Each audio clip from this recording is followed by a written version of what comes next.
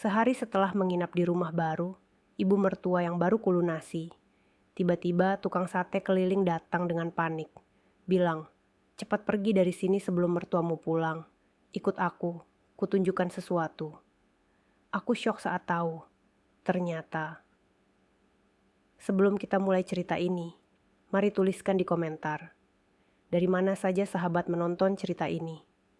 Semoga yang subscribe, channel Hidup Punya Cerita, kami doakan semoga dimudahkan segala urusannya, dilapangkan rezekinya, disehatkan badannya, dan dikabulkan segala hajat dunia akhirat oleh Allah Subhanahu wa Ta'ala. Amin ya Rabbal Alamin. Sekarang, mari kita mulai ceritanya. Aku selalu percaya bahwa hidup itu bukan soal seberapa banyak yang kita punya, tapi seberapa besar kita bisa memberi. Ajaran itu selalu nempel dari kecil, dari almarhum ayah yang tiap hari kerja serabutan, tapi selalu motong gajinya buat bantu tetangga. Mungkin itu juga yang bikin aku bisa bertahan sampai sekarang. Percaya bahwa kebaikan itu pada akhirnya bakal kembali. Dan hari itu seharusnya jadi bukti bahwa aku sudah kembali dalam hidupku. Setelah bertahun-tahun kerja pagi malam, lembur tanpa mengenal hari libur, menabung sampai harus ngorbanin banyak hal yang sebenarnya pengen ku beli buat diriku sendiri, akhirnya aku bisa menghadiahkan sesuatu yang besar. Rumah baru untuk ibu mertuaku. Ya, rumah ini. Rumah satu lantai dengan cat krem pastel, pagar besi kecil warna hitam, karpet baru, dapur yang masih bau keramik panas, dan pintu kayu yang kupilih sendiri. Semuanya aku lunasi sendiri. Dan tadi malam adalah pertama kalinya aku menginap di sini. Aku bahagia. Aku bangga. Dan yang paling penting, aku ngerasa diterima sepenuhnya sebagai menantu. Jadi waktu matahari pagi masuk lewat jendela kamar dan menghangatkan pipiku, aku benar-benar tersenyum kayak anak kecil yang baru dikasih hadiah ulang tahun. Mi, bangun, sarapan yuk. Suara suamiku, Dimas, terdengar dari ruang depan. Aku mengerjap, duduk perlahan, dan melihat sekeliling kamar. Masih ada beberapa kardus berisi barang-barang ibu mertua yang belum dibereskan. Tapi entah kenapa aku malah merasa nyaman. Rumah ini akhirnya bisa jadi tempat ibu mertuaku tinggal dengan lebih layak. Aku turun ke dapur dan menemukan Dimas lagi bikin telur dadar. Senyumnya lebar, seperti seseorang yang bangga dengan istrinya. Semalam tidur nyenyak? Tanyanya. Aku mengangguk. Nyenyak banget. Aku masih nggak nyangka rumah ini udah lunas. Rasanya plong. Dimas memelukku dari samping. Ibu bakal senang banget. Kamu itu menantu terbaik, Mi. Aku menghela napas lega, seolah semua usahaku beberapa tahun terakhir terbayar tuntas hari ini. Selesai sarapan, kami berdua beberes sedikit. Ibu mertua sedang keluar pagi-pagi tadi, katanya ada urusan. Jadi rumah ini masih terasa sepi. Setelah itu Dimas pamit kerja, meninggalkanku sendirian di halaman rumah. Aku menyapu pelan sambil menikmati udara pagi. Anak-anak tetangga lewat sambil ketawa ketiwi. Bapak-bapak yang baru pulang belanja terlihat ringan langkahnya. Dan aku merasa, aku bagian dari lingkungan baru ini. Lalu semuanya berubah dalam 1 detik. Seorang tukang sate lewat dengan gerobaknya. Tapi bukannya teriak, sate, sate. Seperti biasanya, dia malah berhenti mendadak begitu matanya ketemu mataku. Aku sempat bingung, karena reaksinya aneh. Badannya langsung kaku, matanya membesar, wajahnya pucat kayak lihat kecelakaan. Dia ngeliatin aku kayak baru ketemu orang mati. Awalnya aku mikir, mungkin dia kenal sama ibu mertuaku, atau dia salah orang. Tapi makin lama dia ngeliatin, makin kerasa ada yang nggak beres. Tukang satenya kenapa ya? Gumamku pelan. Dia menelan ludah keras-keras, lalu mendorong gerobaknya maju beberapa langkah mendekat. Tapi bukan dengan gaya orang mau jualan. Lebih kayak orang yang gugup dan takut sesuatu. Bu Mira ya? Suaranya bergetar. Aku langsung kaget. Lah, kok dia tahu namaku? Aku tersenyum sopan. Hei ya Pak, saya Mira. Kenapa ya? Dia mengusap keringat yang tiba-tiba mengucur banyak di dahinya. Tangan satunya gemetar hebat sampai tusuk satenya bunyi berisik di gerobak. Bu, cepat pergi dari sini sebelum mertuamu pulang. Aku tercengang. Hah? Maksud Bapak apa? Dia mendekat, suaranya turun jadi berbisik panik. Saya nggak bisa jelasin di sini. Ibu harus ikut saya. Ada yang penting, yang ibu wajib lihat. Jantungku langsung berhenti sejenak. Aku merinding dari ujung kaki sampai kepala. Ada apa ya Pak? Ini rumah ibu mertua saya. Saya baru nginep di sini. Baru lunas juga rumahnya. Justru itu, katanya cepat. Cepat ikut, sebelum terlambat. Dia bilangnya sambil terus ngeliatin sekeliling. Kayak lagi takut ketahuan seseorang. Aku makin bingung. Apa dia orang gila? Apa dia salah rumah? Atau dia lagi dipalak seseorang sampai panik begini? Tapi dari cara dia ngomong, cara tatapannya, aku tahu dia gak bohong. Dia ketakutan. Beneran ketakutan. Dan itu bukan jenis ketakutan yang dibuat-buat. Aku mencoba tenang. Bapak salah orang kali. Ibu mertua saya itu orang baik. Dia gak mungkin. Tiba-tiba dia memegang lenganku. Pegangan yang gemetar tapi kuat. Bu, nyawa ibu bisa bahaya. Kalimat itu menusuk jantungku. Pikiranku langsung pecah jadi 1000 bagian. Nyawa? Bahaya? Dari siapa? Dari ibu mertuaku sendiri? Itu terdengar keterlaluan. Mustahil. Ibu mertua memang kadang keras, tapi ke aku ya baik-baik aja. Kenapa dia harus mencelakakan aku? Apa yang dia dapat? Tapi tatapan tukang sate ini, dalam, jujur, dan pucat seperti orang yang baru keluar dari sesuatu yang mengerikan. Aku mundur sedikit. Saya nggak bisa asal pergi begitu. Suami ibu juga nggak boleh tahu. Katanya cepat. Aku langsung membeku. Wow, ini makin gila. Bu, saya hanya bisa bilang satu hal, katanya lirih. Rumah itu bukan rumah biasa. Ada sesuatu yang pernah terjadi di sana. Sesuatu yang ibu harus tahu sebelum ibu terlambat menjadi korban berikutnya. Kata korban itu membuat bulu kudukku berdiri semua. Dan entah kenapa, meski otakku bilang jangan, kakiku justru mulai maju mengikuti langkahnya. Kami berjalan melewati gang kecil di samping rumah. Dan aku masih bertanya-tanya dalam hati. Apa yang sebenarnya terjadi di rumah itu 2 tahun lalu? Kenapa tukang sate ini begitu ketakutan? Dan pertanyaan terbesar, apa benar ibu mertuaku selama ini menyimpan sesuatu yang bahkan suamiku gak berani bilang? Aku masih belum tahu semua jawaban itu. Yang aku tahu cuma satu. Hari itu adalah hari di mana hidupku pecah. Dan aku belum siap sama sekali. Sejak tukang sate itu, Bang Rojak menarik tanganku dan menyeretku keluar dari halaman rumah. Pikiranku masih belum bisa kembali normal. Langkahku goyah, napasku pendek, dan suara degup jantungku seperti genderang perang. Rumah itu, rumah baru yang kubayar dari hasil kerja bertahun-tahun. Rumah yang seharusnya jadi awal hidup baru bersama istriku. Rumah yang seharusnya menghadirkan kedamaian. Tapi pagi itu, yang kurasakan cuma ketakutan.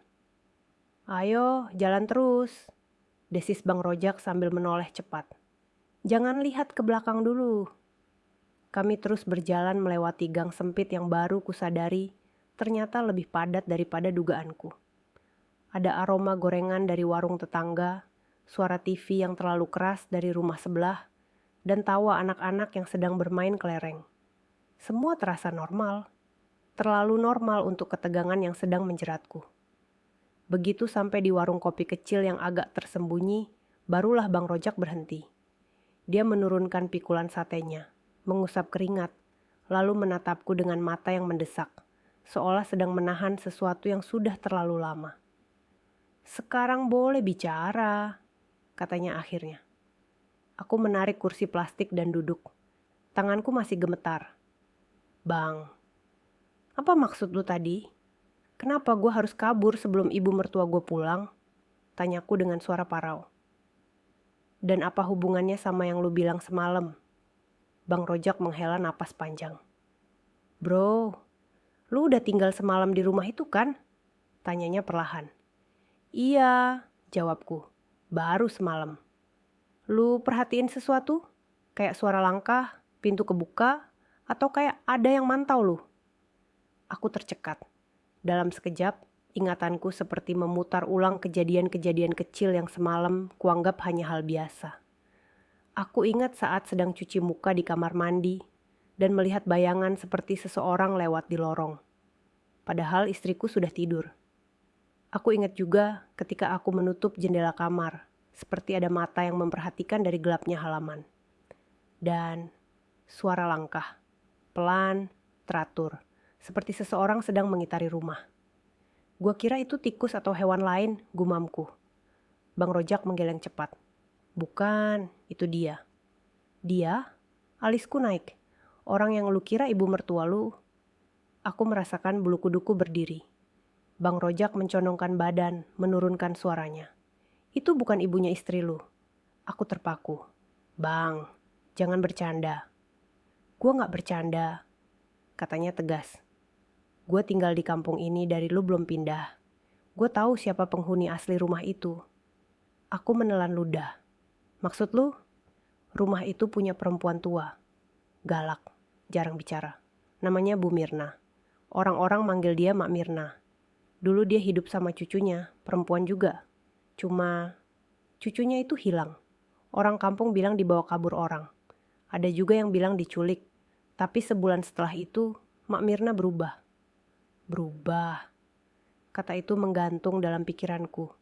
Seberat beban di dadaku. Berubah gimana? Dia mulai jalan malam, keliling rumah berkali-kali, kayak kok nyari sesuatu yang hilang, jelas Bang Rojak. Kadang dia ngetok pintu rumah orang tengah malam sambil nanya, "Mana dia? Kamu sembunyiin dia ya?" Aku membeku. Bang Rojak melanjutkan, dan setiap kali ada keluarga baru mau ngontrak atau mau beli rumah itu, semua kabur. Semua dengerin cerita orang kampung. Aku merosot ke sandaran kursi. Tapi gue beli rumah itu dari ibu mertua gue. Dia sendiri yang ngasih surat-surat lengkap. Bang Rojak menggeleng pelan. Lu yakin itu ibu mertua lu? Nggak mungkin. Kalimatku terhenti. Tiba-tiba ingatan semalam menyeruak. Saat ia menunjukkan kamar utama. Saat ia tersenyum ramah, tapi sorot matanya dingin. Saat ia memegang tanganku terlalu lama. Dan satu detail kecil yang semalam terasa aneh, tapi kuabaikan. Ibu mertua asli istriku punya tahi lalat besar di bawah mata kanan. Aku ingat jelas dari foto-foto lama yang istriku tunjukkan. Tapi perempuan yang datang semalam tidak punya itu. Perutku terasa mual. Jadi siapa yang datang ke rumah gue semalam? Bisikku. Bang Rojak tidak langsung jawab. Ia menatapku lama, sangat lama, seolah menimbang risiko dari kata-katanya. Kalau gue bilang, ia mendekat. Sebenarnya kampung ini tahu kalau Mak Mirna udah meninggal setahun lalu. Darahku seperti berhenti mengalir. Aku bersandar, rahangku terkatup rapat. Bang, lu bilang tadi perempuan yang gue temui itu bukan ibu mertua gue, bukan orang. Namun sebelum aku sempat menyelesaikan kalimat itu, Bang Rojak mengangkat tangan. Tenang dulu bro, dengerin gue sampai habis. Aku mencoba bernapas stabil. Bang Rojak melirik ke sekeliling, memastikan tidak ada yang mendengar. 3 minggu lalu, ada perempuan yang tampangnya mirip ibu mertua lu datang ke sini. Dia bodohin satu keluarga yang mau beli rumah itu. Ngaku-ngaku sebagai ahli waris. Dia kasih harga murah, rumah laku. Dia kabur. Tapi cuma 2 hari keluarga baru itu tinggal di sana. Mereka kabur tengah malam. Suami istri itu lihat sesuatu di halaman belakang. Aku meraih gelas kopi dan meneguknya cepat. Berharap pahitnya bisa menetralkan rasa takut yang merayap. Apa yang mereka lihat? Tanyaku. Suara nyaris bergetar. Bang Rojak berbicara pelan, seperti takut kata-katanya memanggil sesuatu yang tak harus datang. Perempuan tua, rambut putih, bungkuk, sedang berdiri di bawah jendela kamar mereka, jeda sejenak. dan dia menatap lurus ke dalam kamar sambil tersenyum. Seketika, aku merasakan hawa dingin menjalari punggungku. Bang, lu mau bilang rumah yang gue lunasi itu, rumah itu bukan buat dijual, potongnya cepat. Surat-surat yang lu pegang pasti palsu. Orang yang lu temui semalam, gue gak tahu siapa dia. Tapi yang jelas, bukan ibu mertua lu. Aku memejamkan mata. Kacau, semua kacau. Terus yang bilang ikut aku, kutunjukkan sesuatu itu apa bang? Apa yang mau lu tunjukkan? Tanyaku dengan suara memaksakan ketenangan. Bang Rojak meraih pikulannya, lalu mengisyaratkan agar aku berdiri. Gue mau tunjukin ke lu kenapa lu harus pergi dari rumah itu. Biar lu lihat sendiri. Kemana? Ke belakang rumah lu. Aku menegang. Ngapain ke sana? Karena itu tempat semua ini dimulai.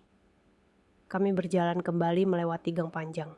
Jaraknya tidak terlalu jauh, tapi rasanya seperti menempuh puluhan kilometer. Setiap langkah seperti dihantui bayangan yang mengikuti dari belakang. Sampai akhirnya kami tiba di gang kecil yang berada di samping rumahku. Dari situ, halaman belakang rumah bisa terlihat jelas. Ditutupi pepohonan besar, sebagian area masih dipenuhi rumput liar dan tanah gembur. Bang Rojak berdiri beberapa meter dari pagar dan menunjuk titik tertentu. Lihat tuh, bagian tanah yang warna coklat lebih gelap, itu bukan tanah biasa. Aku memperhatikan.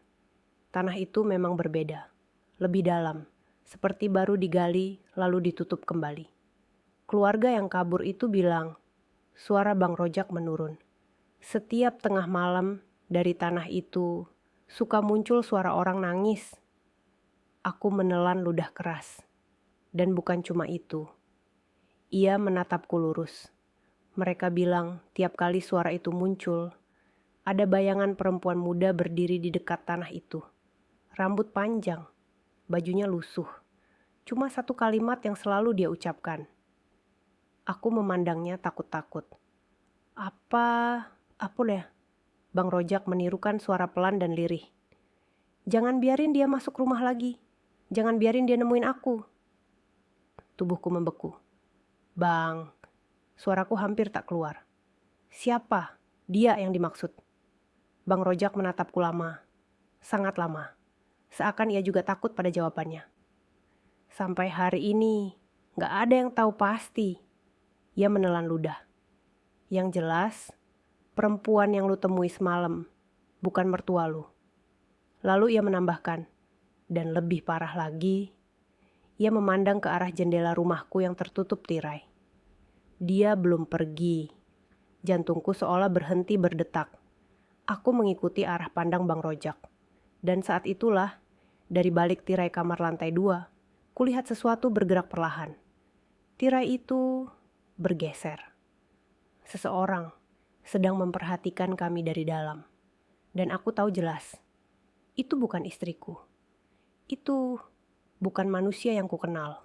Tirai jendela lantai 2 itu bergerak pelan. Sangat pelan, seperti disengaja. Bukan karena angin, bukan karena hembusan AC. Itu gerakan seseorang atau sesuatu yang tahu benar sedang diperhatikan. Aku terpaku, kakiku seperti menancap ke tanah. Bang, itu apa? Bisikku tanpa mengalihkan pandangan. Bang Rojak tidak langsung menjawab.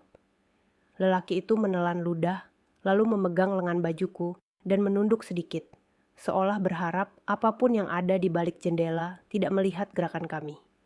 Jangan liatin langsung. Dia tahu, ujarnya pelan tapi tegas. Aku memalingkan wajah, tapi ekor mataku masih menangkap bayangan itu.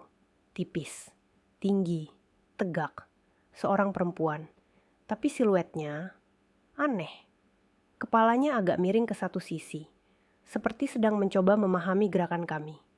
Lalu tirainya menutup sendiri, perlahan. Aku merinding sampai ke tulang. Bang, lu yakin itu bukan mertua gue? Gue udah bilang dari tadi bro, suara Bang Rojak rendah, tajam. Kalau itu beneran manusia, dia gak bakal berdiri di situ dari tadi gak gerak-gerak. Aku menegakkan punggung, berusaha menelan ketakutan yang rasanya makin nyata. Terus, Kita mau ngapain sekarang? Tanyaku. Suaraku pecah. Bang Rojak menghela napas panjang, seperti sedang menimbang risiko yang ia ambil dengan membawaku ke sini. Gue cuma mau nunjukin satu hal lagi, biar lu yakin harus pergi dari rumah ini. Apaan? Lu ikut gue, tapi jangan bersuara. Kami memutari gang sempit itu sampai tiba di belakang rumah. Ada celah kecil di bawah pagar besi yang bisa dilihat oleh orang dewasa kalau menunduk. Dari posisi itu, kami bisa melihat halaman belakang dengan lebih jelas. Dan yang kulihat membuat bulu kudukku kembali berdiri. Tanah gelap yang tadi ditunjuk Bang Rojak, ternyata tidak hanya satu titik, ada 3. Ketiganya berbeda ukuran, tapi pola yang sama. Seperti bekas galian yang ditutup asal-asalan. Bang, lu yakin keluarga sebelumnya lihat sesuatu di sini? Tanyaku sambil menelan ludah. Bukan cuma keluarga itu, jawab Bang Rojak. Penjual sayur pernah lihat, anak-anak kecil juga pernah. Bahkan ada yang sempat masuk karena penasaran. Aku memalingkan wajah cepat. Anak kecil, terus gimana? Bang Rojak terdiam. Matanya menatap tanah itu, lalu perlahan menoleh padaku. Anak itu sekarang gak tinggal di sini lagi. Aku menunggu ia melanjutkan, tapi ia tidak. Bang, dia gak pernah ngomong lagi. Bang Rojak menatapku dalam-dalam. Bisunya permanen. Dunia seperti berhenti. Aku merasa perutku mencelos, dingin. Karena lihat apa?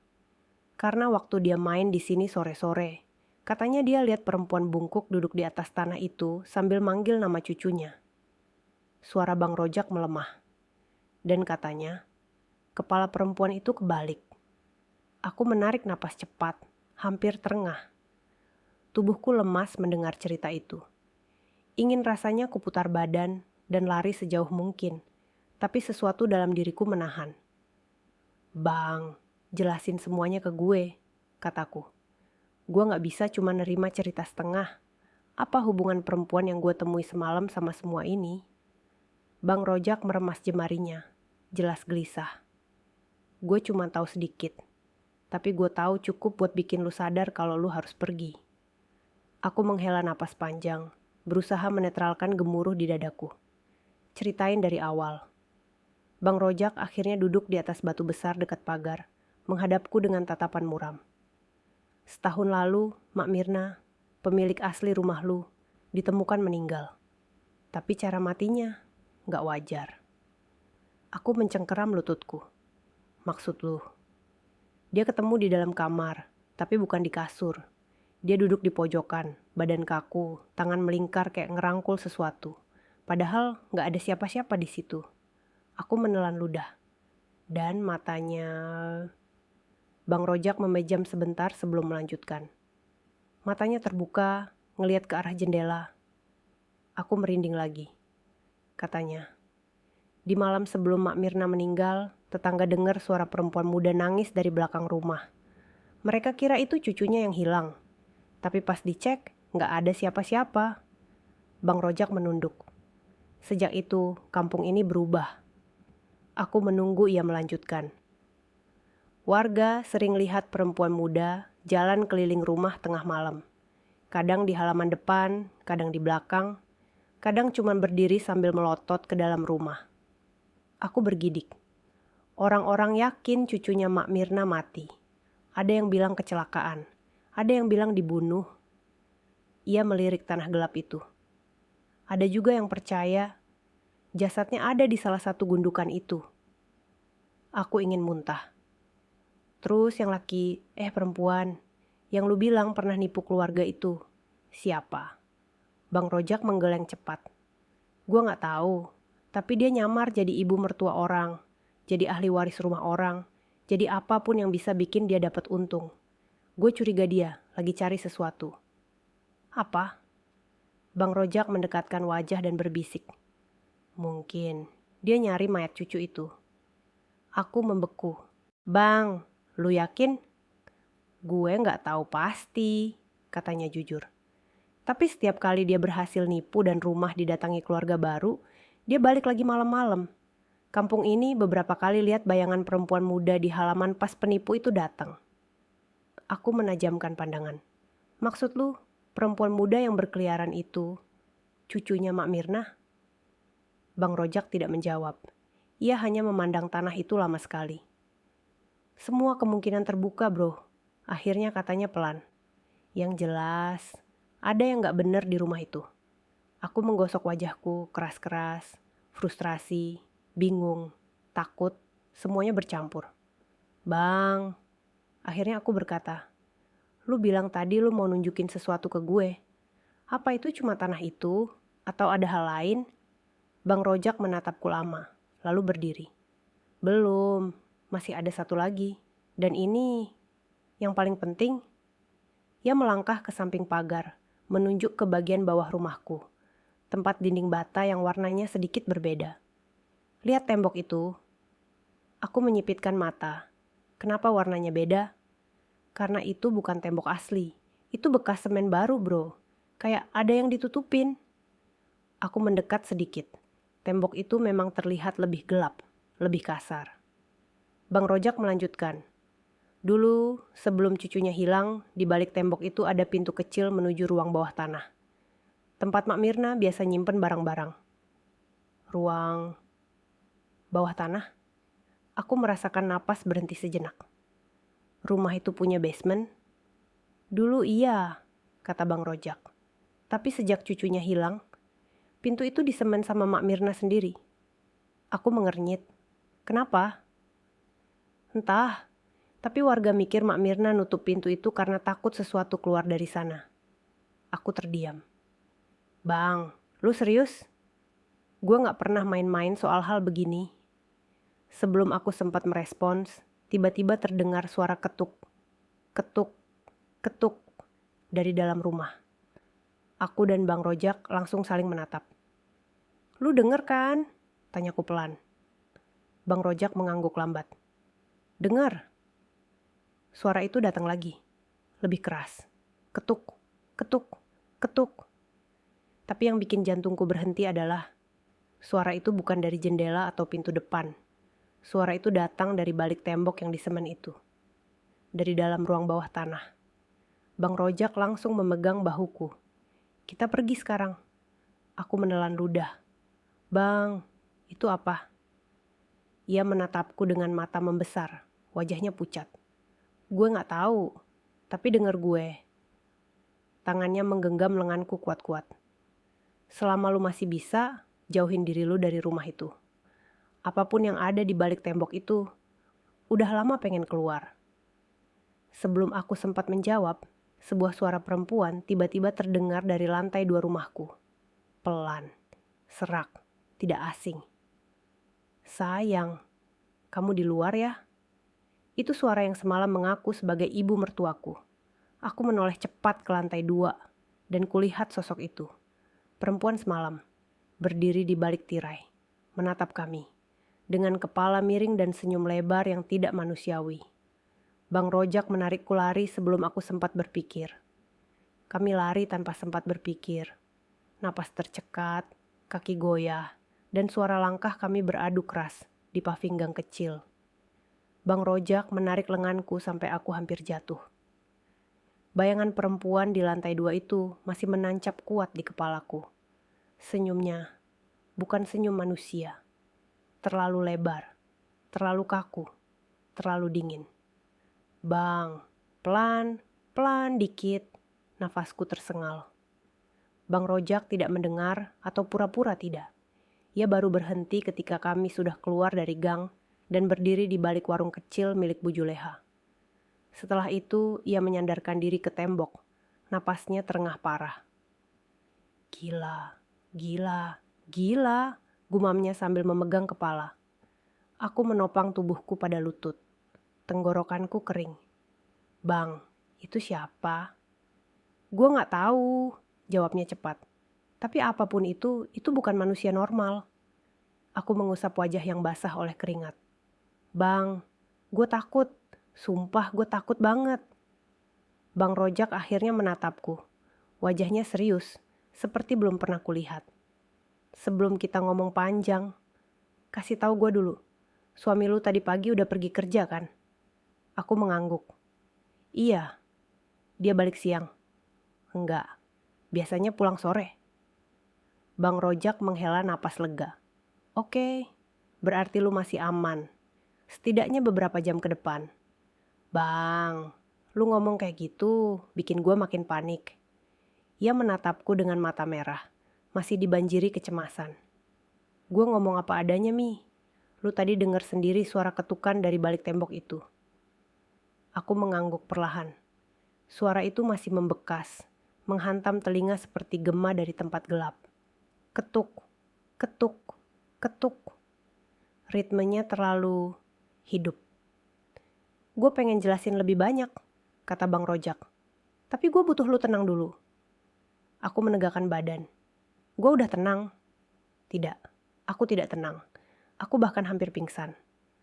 Bang Rojak tetap melanjutkan, seperti tidak mau kehilangan momentum. Lu inget bagian tembok belakang yang disemen? Itulah pintu ke ruang bawah tanah. Ya, terus? Gue pernah lihat pintu itu sebelum ditutup.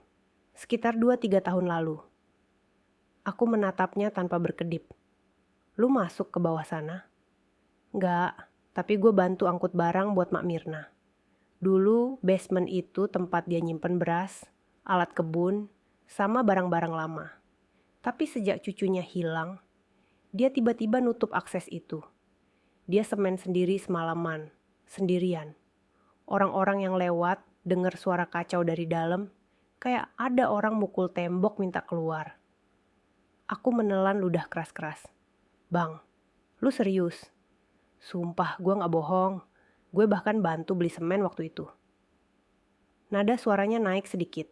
Tanda ia benar-benar yakin. Aku tidak bisa menemukan kata apapun.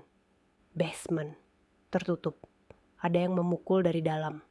Apapun yang bersembunyi di sana, hidup atau mati, atau sesuatu di antara keduanya.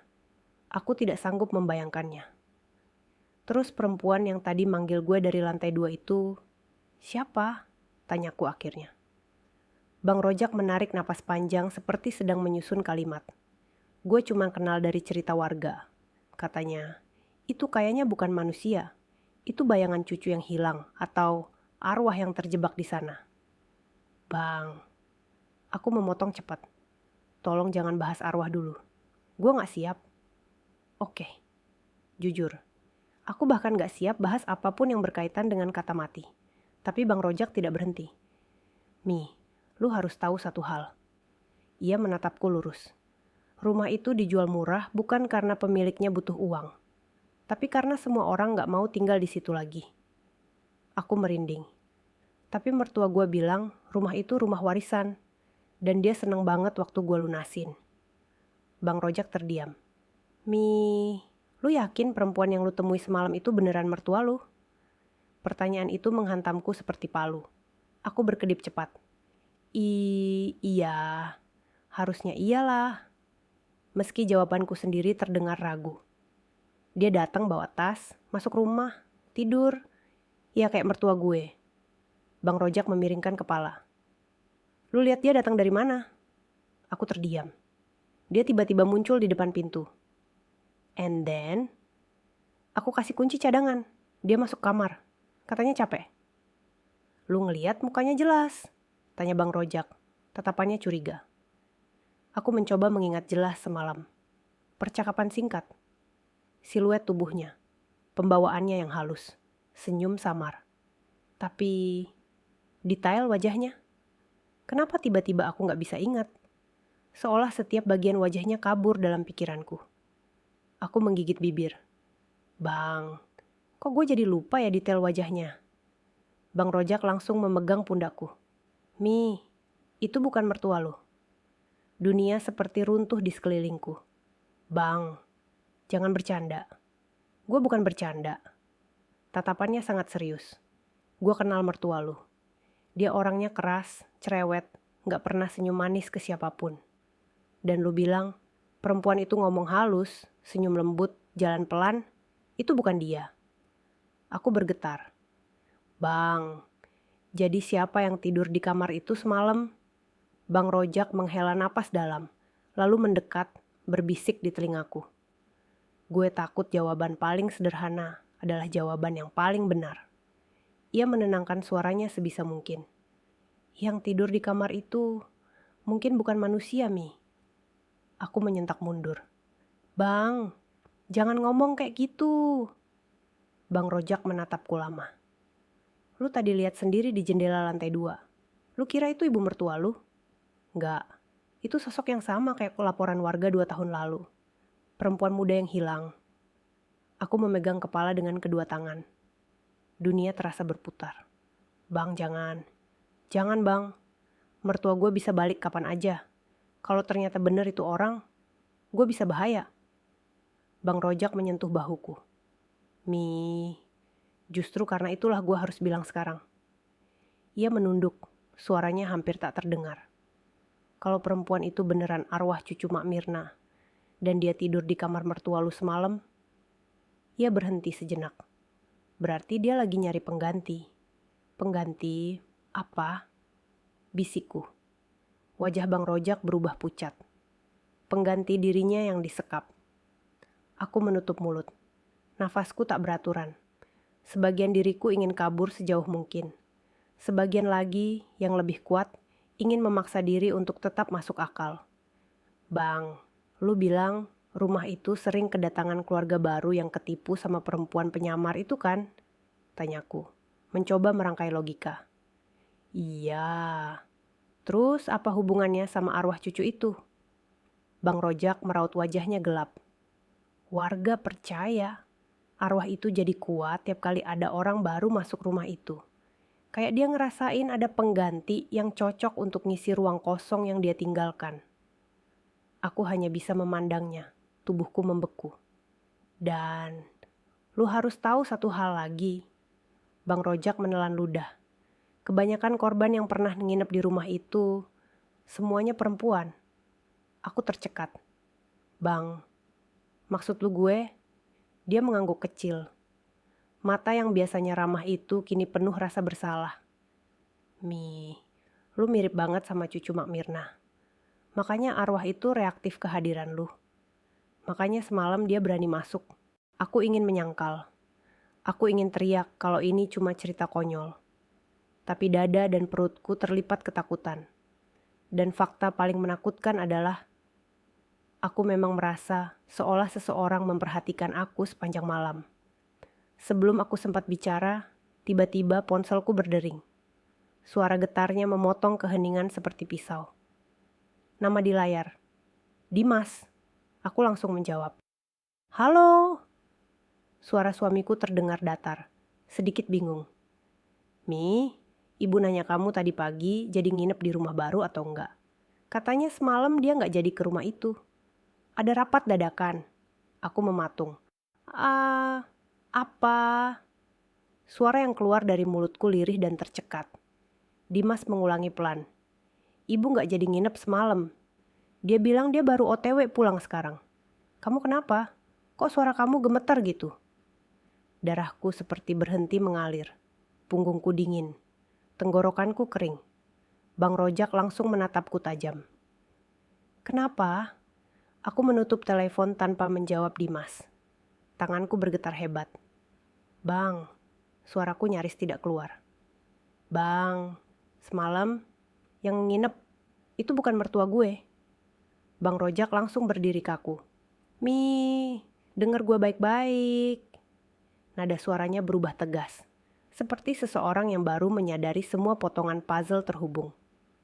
Kita harus kembali ke rumah lu sekarang. Aku memandangnya dengan mata melebar. Bebeng, lu gila, kita balik ke sana. Mi, kalau perempuan itu masih di dalam. Ia menelan ludah, suaranya turun jadi bisikan. Berarti dia bukan arwah. Aku menggigit bibir. Terus, dia siapa? Bang Rojak mendekat dan menatapku dalam. Mungkin dia bukan cuma pengganti. Dia mungkin orang yang hilang itu. Dan kalau dia masih hidup, ia berhenti, tampak ngeri oleh kesimpulan sendiri. Mungkin dia yang selama ini disekap di bawah rumah itu. Sebelum aku sempat bertanya lebih jauh, Suara langkah kaki terdengar dari arah gang. Perlahan, teratur. Mendekat. Bang Rojak menengok, wajahnya langsung pucat. Mi, ia memegang lenganku. Jangan noleh. Aku gemetar. Kenapa? Jangan noleh. Ulangnya lebih keras. Tapi rasa takut dan penasaran membuatku menoleh sedikit. Dan kulihat, sosok perempuan yang semalam tidur di kamarku. Sedang berjalan ke arah kami dengan wajah datar, mata kosong dan langkah kaku. Membawa kunci rumahku di tangannya. Aku selalu percaya setiap rumah punya suara. Bukan suara hantu. Aku bukan tipe orang yang mudah dipengaruhi hal-hal begitu. Tapi semacam gema dari masa lalu. Kenangan yang menempel di dinding, di lantai, di udara. Terutama rumah yang pernah dihuni orang lain. Apalagi kalau rumah itu menyimpan sesuatu. Tapi malam itu aku merasakan sesuatu yang lebih dari sekadar suara rumah. Aku seperti berada dalam lorong yang tak sepenuhnya kusadari. Ada bisikan halus, bukan dari manusia, tapi dari waktu. Seperti rumah ini mencoba memberitahukan sesuatu, tapi aku belum ngerti bahasa yang dipakainya. Dan kini, berdiri tepat di depan pintu kamar belakang, aku mulai merasa, mungkin aku sudah mulai paham. Kamar itu bukan kamar besar, ukurannya cuma sekitar 3 kali 3 meter. Dindingnya masih putih, lumayan bersih, tapi aromanya beda. Ada bau lembab yang tidak sama dengan ruangan lain. Kayak ruangan yang enggak pernah benar-benar dijemur matahari. Aku menyalakan lampu. Cahaya kuning redup turun dari plafon, dan saat itu juga aku merinding tanpa alasan jelas. Langit-langit kamar agak lebih rendah daripada kamar lainnya. Aneh. Dan ada kaca kecil yang digantung miring di dinding. Bukan cermin dekorasi, tapi cermin rias murahan, yang biasanya dipakai di kamar kos. Aku berjalan perlahan masuk, dan entah kenapa, kakiku seperti menolak melangkah lebih jauh. Bukan ketakutan, tapi firasat. Kayak tubuhku tahu sesuatu sebelum pikiranku sempat sadar. Di pojok ruangan ada lemari tua. Warna kayunya pudar, engselnya berkarat. Aku sempat mikir, kenapa ibu mertua nggak sekalian buang lemari ini setelah pindah? Ini rumah lama beliau, tapi waktu aku serahkan kunci, beliau bilang sudah kosong total. Nyatanya tidak. Aku menelan ludah. Tanganku menggenggam gagang lemari. Engselnya mengeluarkan suara berderit pelan. Dan begitu pintunya terbuka, aku refleks mundur setengah langkah. Bukan karena ada yang lompat keluar, tapi karena keadaan di dalamnya terlalu rapi. Terlalu rapi. Seolah-olah ada seseorang yang dulu menyusun barang di dalam, lalu hilang begitu saja tanpa sempat mengacaknya. Ada selimut tipis yang dilipat bersih. Ada sandal wanita kecil berwarna krem. Ada sial yang digantung, warnanya pudar tapi rapi. Ada satu kotak plastik berdebu. Perasaan aneh merayap dari tengkuk ke punggungku. Aku mengambil kotak plastik itu. Beratnya ringan. Di permukaan tutupnya ada label bekas stiker, tapi tulisannya sudah hilang. Aku membuka kotaknya dengan hati-hati. Isinya foto. Foto seorang perempuan. Aku membeku. Dia duduk di sebuah ruangan yang tampak seperti kamar ini. Posenya biasa saja. Tersenyum kecil, memegang gelas teh, rambut panjang diikat sederhana. Tapi bukan itu yang bikin napasku tercekat. Wajahnya mirip aku. Bukan mirip yang samar-samar. Bukan tipe yang cuman kayak sepupu jauh. Mirip seperti orang yang bisa saja disangka aku kalau dilihat dari kejauhan. Aku menelan ludah sampai rasanya tenggorokan kering. Jantungku berdetak gak karuan. Tangan kiriku mulai berkeringat. Ini siapa? Bisikku pada diriku sendiri. Aku membalik foto itu. Ada tulisan pena yang sudah setengah pudar. Rina, 2 tahun sebelum hilang. Hilang? Rina siapa? Hilang kenapa? Aku menutup mata sebentar, berusaha menenangkan napas. Mungkin ini hanya foto teman atau saudara jauh ibu mertua. Mungkin aku cuma kebetulan mirip. Dunia ini penuh orang yang mukanya sama. Katanya kita punya 7 doppelganger kan? Iya, benar. Itu logis, masuk akal, tapi tubuhku tetap merinding. Instingku bilang, ini bukan kebetulan. Aku menyimpan lagi foto itu di kotak, menutup lemari, tapi sebelum benar-benar menutup pintunya, mataku menangkap sesuatu yang sebelumnya tidak kulihat. Ada bekas goresan kecil pada lantai kayu tepat di depan lemari. Goresan panjang seperti sesuatu pernah diseret. Perabot? Atau manusia? Tubuhku terasa dingin. Aku jongkok dan menyentuh goresan itu dengan ujung jari. Teksturnya kasar, bekasnya lama sekali. Tapi ukurannya cukup lebar. Seperti tubuh seseorang yang diseret dalam posisi terlentang. Aku langsung berdiri. Aku harus keluar dari kamar ini. Tiba-tiba, pintu kamar berderit tertutup pelan oleh angin. Aku refleks mundur. Hah, angin, gumamku. Mencoba menertawakan diri sendiri, padahal kepalaku berputar. Setelah mengambil napas panjang, aku keluar dan menutup pintu kamar belakang itu. Tapi sebelum benar-benar pergi, mataku kembali melihat sesuatu yang membuatku terdiam. Di gagang pintu, ada noda kecoklatan. Seperti karat. Atau darah yang sudah mengering bertahun-tahun.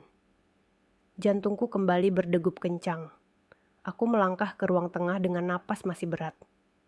Rumah ini terasa berbeda. Lebih sunyi, lebih dingin. Bahkan jam dinding yang berdetak pun terasa mengganggu. Aku menatap jam itu. Pukul 20.31. Masih cukup malam. Ibu mertua bilang akan mampir besok pagi. Artinya aku masih punya waktu untuk... Ya, aku sendiri nggak tahu. Memastikan rumah ini aman. Atau memastikan aku tidak sedang membesar-besarkan sesuatu. Aku menatap pintu kamar belakang yang tertutup. Hal buruk apapun yang terjadi di sana, pasti sudah lama berlalu. Ini rumah tua. Tentu banyak cerita. Banyak penghuni berbeda. Banyak tragedi dan tawa bercampur jadi satu. Aku mencoba menenangkan diri. Setelah mandi air hangat dan membuat teh, barulah aku merasa sedikit lebih ringan. Aku duduk di ruang tamu, lampu-lampu kupadamkan kecuali satu lampu sudut. Biasanya suasana remang membuatku rileks, tapi malam itu tidak. Setiap bayangan terasa punya bentuk, setiap bunyi terasa punya sumber, setiap detik terasa memperlambat waktu. Aku menatap pintu depan. Entah kenapa aku merasa harus memastikan terkunci. Aku bangkit, mengeceknya lagi. Sudah terkunci. Tapi saat aku memegang gagang pintu, rasanya dingin sekali. Seperti baru disentuh seseorang. Aku menegakkan badan. Mira, lo kecapean? Gumamku pada diri sendiri. Setengah memarahi, setengah meyakinkan. Tapi saat aku memutar badan hendak kembali duduk, aku melihatnya. Sesaat. Sangat cepat. Tapi aku melihatnya. Ada bayangan perempuan di cermin ruang tamu. Bukan bayanganku, karena bayangan itu berdiri di belakangku, padahal tidak ada siapapun di sana. Rambut panjang, gaun tidur putih, wajah pucat menghadap lantai. Aku tersentak dan membalikkan badan, tapi ruang tamu kosong. Cermin hanya memantulkan diriku, wajah tegang, rambut sedikit berantakan. Aku bersandar di dinding, menutup wajah dengan tangan. Aku stres sekali, ya Tuhan. Tapi di balik rasa takut itu, aku sadar sesuatu. Cermin ruang tamu itu punya retakan halus di sudut kanan. Retakannya seperti akibat benda keras yang menghantamnya. Aku menyentuh retakan itu. Bentuknya seperti bekas kepala seseorang terbentur kaca. Aku buru-buru menjauh. Tiba-tiba aku ingat sesuatu. Tukang sate. Wajahnya pucat tadi pagi. Cara dia tercek-tercek ngomong buru-buru. Kalimatnya yang gak pernah aku cerna betul karena aku keburu bingung. Cepat pergi dari sini sebelum mertuamu pulang. Seolah dia benar-benar takut. Bukan takut pada ibu mertuaku sebagai manusia, tapi takut pada sesuatu yang pernah terjadi. Dan yang paling mengganggu adalah ekspresinya saat dia menatap rumah ini. Seperti menatap tempat kejadian perkara. Aku menelan ludah. Apa yang sebenarnya dia tahu? Kenapa dia begitu panik sampai datang khusus pagi-pagi cuma untuk memperingatkanku? Saat itu aku tidak sempat tanya lebih jauh. Aku cuma mengikuti dia ke lokasi itu, tempat yang sampai sekarang masih terasa aneh jika kuingat. Tapi dia belum sempat menjelaskan detail kenapa dia begitu takut. Dan sekarang, setelah melihat foto perempuan mirip aku, kamar yang baunya lembab seperti ruangan tanpa cahaya, goresan di lantai, cermin retak, aku mulai mengerti. Sedikit, tapi cukup untuk membuat tengkuku meremang. Rumah ini bukan sekadar rumah tua. Rumah ini punya cerita yang tidak pernah selesai. Dan entah kenapa, aku merasa cerita itu sedang menungguku untuk membacanya. Malam itu, aku tidak tidur di kamar belakang. Bahkan tidak tidur di kamar utama. Aku memilih tidur di ruang tengah dengan lampu menyala. Aku menarik selimut, duduk bersandar di sofa, dan berusaha memejamkan mata. Tapi tepat saat aku mulai terlelap, ada suara lirih dari arah kamar belakang. Suara perempuan. Pelan, patah-patah. Seperti seseorang yang sedang mengejar namaku. Mira. Jantungku serasa berhenti sepersekian detik. Aku membuka mata. Tidak bergerak. Tidak bernapas. Kemudian suara itu datang lagi. Jangan. Tinggal di sini. Aku langsung bangun, selimut turun ke lantai. Aku berdiri, terpaku, menatap lorong menuju kamar belakang. Gelap. Tapi aku tahu suara itu datang dari sana. Kamu siapa? Tanyaku dengan suara bergetar, meski kupaksakan terdengar tegar. Tidak ada jawaban. Hanya diam. Lalu, klek. Suara gagang pintu kamar belakang bergerak sendiri. Sampai saat ini, aku tidak tahu bagaimana aku bisa tetap berdiri. Lututku lemas, tapi aku tidak pingsan. Ada dorongan aneh, semacam naluri bertahan hidup atau justru rasa penasaran, yang membuatku memaksa langkah maju selangkah. Tapi sebelum aku sempat maju lebih jauh, tok tok tok. Ada ketukan keras di pintu depan, 3 kali. Mendesak, aku terlonjak. Ketukan itu terdengar seperti seseorang yang sedang buru-buru, sangat buru-buru, hampir seperti panik. Aku berdiri di tengah rumah, bingung antara memeriksa pintu atau kembali ke kamar belakang. Ketukan itu terdengar lagi. Toh, toh, toh. Aku menelan ludah dan mendekati pintu depan. Dengan suara bergetar, aku bertanya, "Siapa?" Tidak ada jawaban. Aku menempelkan telinga ke pintu. Di luar sana, ada suara napas tak teratur, seperti seseorang yang habis berlari jauh. Lalu, suara itu berkata pelan. Suara laki-laki, tukang sate. Mira, buka, cepat, sebelum dia datang. Dadaku langsung sesak. Siapa dia? Siapa yang dia maksud? Dan kenapa rasanya semua ini baru permulaan? Aku menatap tukang sate yang berdiri di luar pintu depan dengan wajah pucat. Napasnya masih terengah, tapi matanya tajam, penuh peringatan. Cepat Mira, aku gak bisa lama-lama di sini. Kalau dia pulang, kita bakal gak sempat. Aku menelan ludah keras-keras. Bang, siapa dia? Tukang sate itu bergeming sejenak. Tangannya gemetar saat menunjuk ke arah rumah. Dia yang tinggal di rumah itu bukan orang biasa. Dan kalau lu gak pergi sekarang, lu bakal jadi yang berikutnya. Aku memejamkan mata, mencoba menenangkan diri. Jantungku berdegup keras, otakku berputar kencang. Ini terlalu gila. Semua yang kulihat sejak kemarin malam, bayangan perempuan di lantai 2, foto Rina, goresan di lantai kamar belakang, suara lirih yang memanggil namaku. Semua terhubung. Dan aku baru sadar. Aku belum tahu siapa musuh sebenarnya. Bang, kalau gue ikut lu sekarang, lu mau bawa gue kemana? Tempat aman. Sebelum gue tunjukin sesuatu lagi yang lebih jelas. Aku menatapnya, wajahnya serius. Tak ada canda, tak ada tipu. Ada ketegangan yang nggak bisa dipalsukan. Aku hanya bisa mengangguk. Kami berjalan melewati gang sempit. Malam itu sunyi, tapi setiap langkah terasa berat. Angin dingin menampar wajah, dan aku merasa Rumah itu menatapku, seolah rumah tua itu bisa membaca rasa takutku, menilai niatku, dan menunggu saat yang tepat untuk bertindak. Setelah beberapa menit, kami tiba di sebuah gang lain yang lebih gelap. Bang Rojak berhenti dan menoleh padaku. Lu harus lihat ini, tapi hati-hati, ini bukan buat orang yang gampang pingsan. Aku menelan ludah. Bang, apa itu? Ia membuka tas kecil yang dibawanya dan mengeluarkan beberapa benda. Salah satunya adalah sebuah USB drive, yang lain berupa beberapa foto cetak. Aku mengenali tempat itu, bekas rumah lama yang dikabarkan pernah menjadi tempat menantu sebelumnya hilang. Ini rekaman lama, ujar Bang Rojak sambil menyerahkan USB drive padaku. Dulu gue kerja buat satu proyek, ngurus renovasi rumah, pasang CCTV. Tapi yang satu ini, gue simpan sendiri. Dan sekarang, gue pikir lu harus lihat. Tangan gemetar saat aku mencolokkan USB ke ponselku yang punya port OTG. Video pertama langsung terbuka. Di layar, terlihat seorang perempuan muda. Jelas bukan aku. Rambut panjang, tubuh kurus, wajah pucat.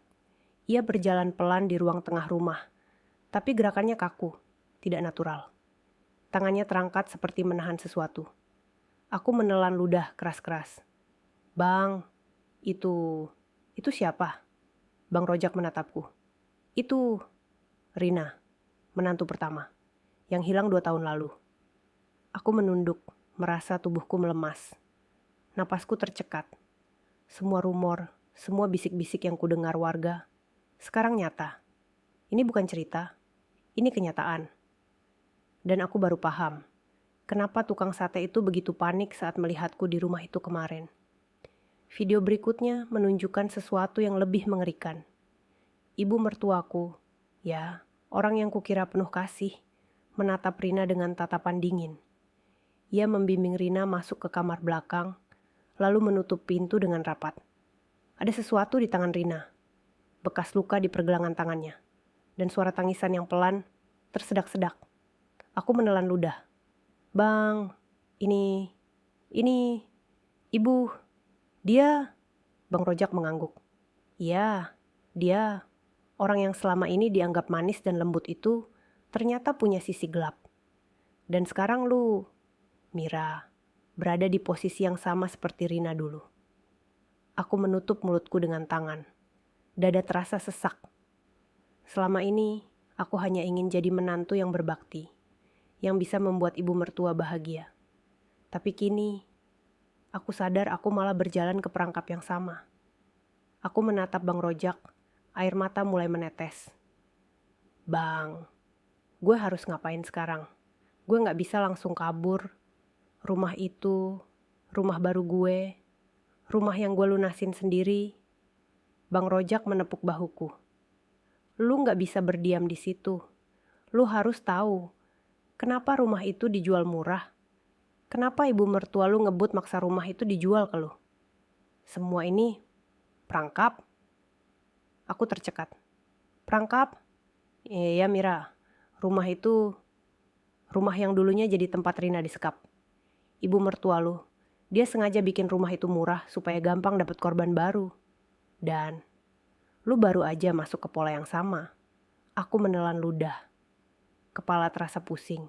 Semua logika yang kupegang selama ini runtuh. Aku merasa seperti boneka yang ditarik tali oleh tangan gelap. Bang Rojak menarik napasku. Gue gak bohong, semua bukti ada di sini. Ia menepuk USB drive di tanganku. Lu harus siap lihat semuanya. Aku menatap layar lagi, gemetar. Video selanjutnya menunjukkan adegan yang membuatku hampir pingsan. Rina duduk di lantai bawah tanah, tubuhnya lemah, penuh luka. Dan suara ibu mertua terdengar jelas. Kamu harus belajar menjadi menantu yang baik. Jangan pernah melawan. Aku menutup mulutku. Napas tersengal. Tubuhku gemetar hebat. Ini gila. Kenapa? Kenapa semua ini terjadi? Kenapa ibu mertua yang kukira baik hati bisa sekejam ini? Bang Rojak menepuk bahuku lagi. Mira, lu harus ngerti, rumah itu bukan cuma tempat tinggal. Rumah itu alat. Alat untuk mengulang pola lama. Pola yang bikin menantu baru hilang. Dan lu mirip banget sama Rina. Jadi arwah atau bayangan dia reaktif sama lu. Aku menunduk, air mata mengalir tanpa henti. Bang, gue gak mau jadi korban berikutnya. Bang Rojak menarik napas panjang. Makanya gue bawa lu ke sini, biar lu ngerti sebelum terlambat. Aku menatapnya, penuh rasa takut tapi juga penasaran. Bang, ada gak cara buat nyelamatin diri gue? Bang Rojak terdiam, wajahnya muram. Ada, tapi itu gak gampang. Lu harus ngerti semua pola, semua rahasia. Dan lu harus hadapi ibu mertua lu. Sebelum dia sadar, lu mulai curiga. Aku menelan ludah. Kepala terasa berat. Bang, gue gak ngerti apa yang harus gue lakuin dulu. Ia menepuk bahuku lagi. Lu mulai dengan satu hal. Jangan pernah tidur di kamar belakang. Jangan pernah ninggalin rumah sendirian. Dan siapin diri buat apapun yang bakal lu temui besok. Aku mengangguk pelan. Tapi dalam hati, aku tahu. Besok bukan cuma tentang rumah. Besok adalah tentang hidupku sendiri. Tentang siapa aku dan siapa yang akan memegang kendali. Dan saat malam semakin larut, aku tahu satu hal. Aku sedang berdiri di ambang perangkap yang sama seperti Rina dulu. Dan aku harus menemukan jalan keluar sebelum semuanya terlambat. Lampu-lampu di sekeliling kami redup.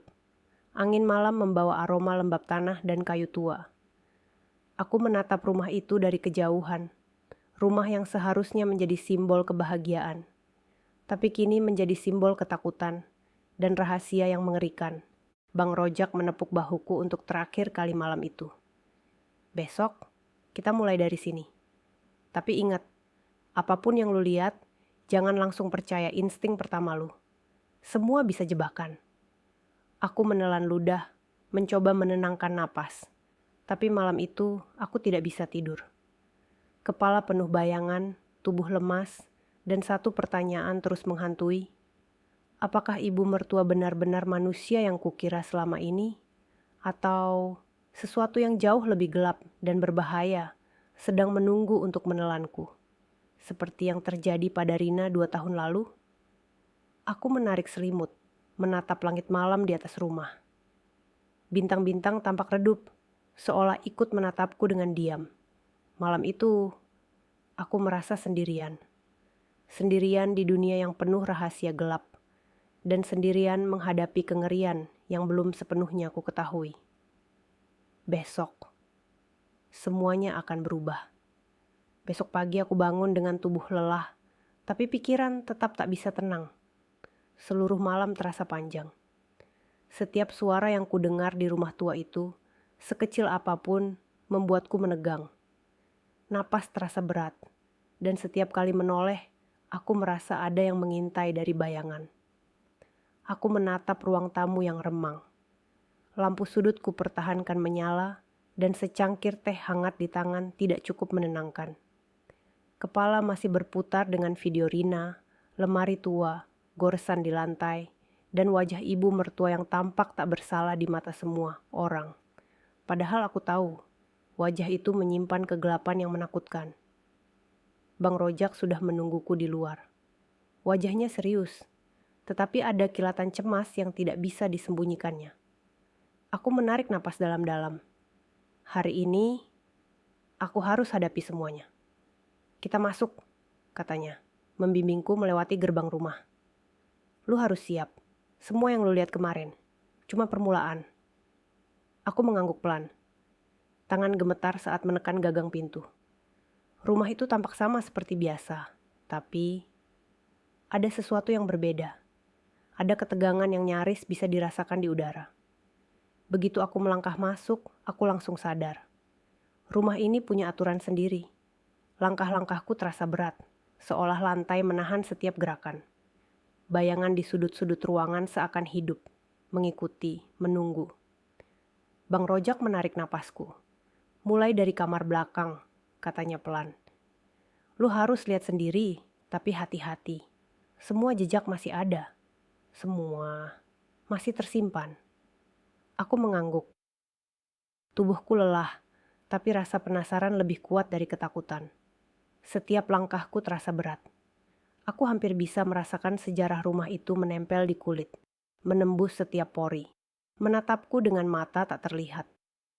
Di kamar belakang, aku melihat lemari tua yang kemarin kubuka. Kubuka lagi dengan tangan gemetar. Di dalamnya masih ada foto Rina, selimut, dan sandal krem itu. Rasanya seperti melihat bayangan masa lalu yang tak pernah pergi. Aku menatap foto Rina dengan seksama. Wajahnya begitu mirip denganku. Bahkan cara dia tersenyum. Hampir sama dengan senyumku. Napasku tersengal. Bang, kenapa dia mirip banget sama gue? Bang Rojak menghela napas panjang. Ibu mertua lu, dia itu punya pola.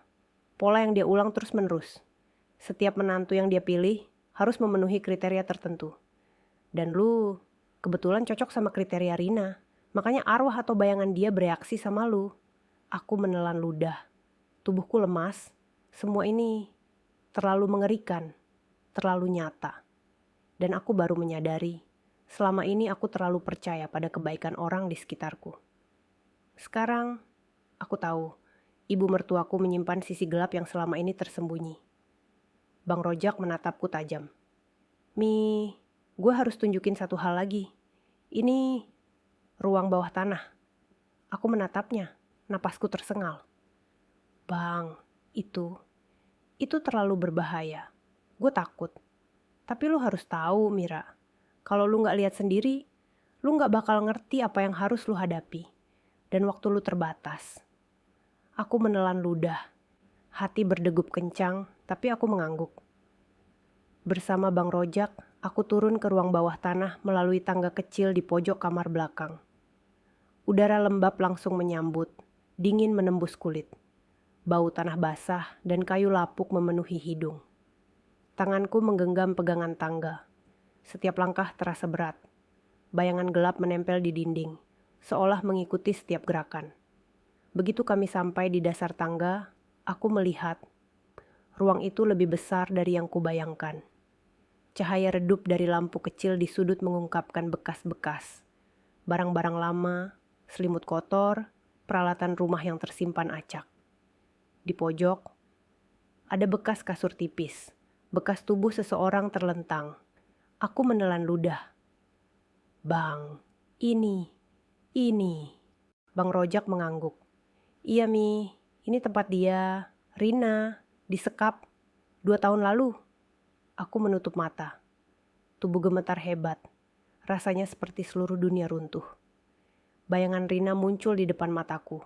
Wajah pucat, mata kosong, tangan lemah menahan tubuh. Aku tersentak, tapi tubuhku kaku. Bang, gue gak bisa lihat lebih jauh, bisikku. Tapi lu harus. Ada satu hal lagi. Suara Bang Rojak terdengar berat. CCTV lama, gue simpan rekamannya. Lu harus lihat, baru lu bakal ngerti skala sebenarnya. Aku menelan ludah. Bang Rojak menyalakan tablet, menampilkan rekaman CCTV lama. Video menunjukkan ibu mertuaku dengan jelas. Ia menatap Rina dengan tatapan dingin, membimbing menantunya masuk ke kamar belakang, lalu ke ruang bawah tanah. Bekas luka Rina terlihat jelas. Tangannya terikat, wajahnya pucat, tak ada perlawanan. Aku menutup mulut, air mata jatuh. Napasku tak beraturan. Bang, kenapa ibu mertua gue bisa sekejam itu? Bang Rojak menatapku. Itu bukan kejam biasa, Ini obsesi. Dia ingin menantu baru selalu sesuai dengan pola. Kalau gak cocok, mereka hilang. Dan lu kebetulan cocok sama menantu sebelumnya. Itu bahaya besar. Aku menunduk. Tubuh gemetar hebat. Semua rasa takut yang aku sembunyikan selama ini kini muncul. Aku merasa seperti boneka yang dikendalikan oleh tangan gelap, tanpa jalan keluar. Lalu aku melihat sesuatu yang lebih mengerikan. Dalam rekaman CCTV, ada adegan ibu mertuaku menatap kamera, lalu tersenyum tipis. Senyum itu bukan senyum biasa. Itu senyum yang menakutkan. Seolah dia tahu aku akan datang, seolah dia menunggu. Aku menelan ludah. Bang, maksud lu, ibu mertua gue Dia tahu gue bakal datang ke rumah itu. Bang Rojak mengangguk pelan. Dia tahu, dan dia sudah nyiapin semuanya. Rumah itu perangkap. Dan lu sekarang berada di posisi Rina. Aku merasa pusing. Semua logika runtuh. Semua rasa percaya pada keluarga hilang. Yang tersisa cuma rasa takut yang murni. Aku menatap Bang Rojak. Bang, gue harus ngapain sekarang? Gue gak bisa tinggal di rumah itu sendirian. Tapi gue juga gak bisa langsung kabur. Gue takut kalau ibu mertua balik.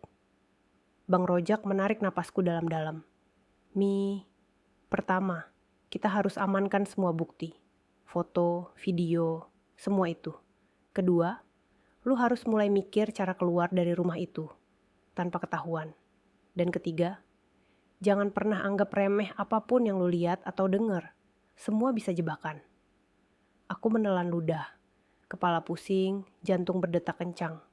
Tapi aku tahu, aku harus bertindak. Tiba-tiba terdengar suara langkah dari atas tangga. Perlahan, teratur. Aku menatap Bang Rojak, napas tercekat. Bang, itu siapa? Bang Rojak menelan ludah. Itu, dia, ibu mertua lu. Aku menutup mata. Semua rasa takut yang selama ini kupendam muncul bersamaan. Tapi aku tahu, aku tidak bisa mundur. Tidak sekarang. Tidak setelah semua yang kulihat. Aku mengatur napas, berpegangan pada Bang Rojak, dan berbisik. Bang, gue harus hadapi dia. Bang Rojak menatapku tajam. Kalau lu gak hadapi, lu gak akan pernah keluar dari rumah itu dengan selamat. Dan mungkin, lu bakal jadi menantu berikutnya yang hilang. Aku menelan ludah keras-keras. Tubuh gemetar, tapi mata tetap menatap tangga. Langkah kaki itu semakin dekat. Napasku tersengal, tapi aku tahu, ini saatnya. Dan saat aku membuka mata, aku melihat. Bayangan ibu mertuaku muncul di atas tangga. Wajahnya pucat, senyum tipis. Mata tajam menatapku. Aku menelan ludah.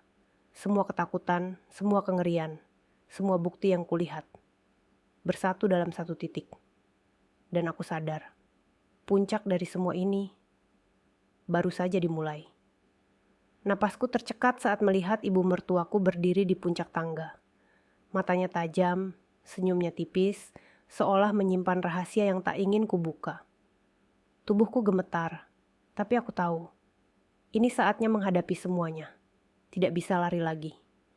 Selamat pagi, Mira. Suaranya terdengar dingin, lembut tapi menusuk ke dalam. Kau sudah melihat semua ya? Aku menelan ludah.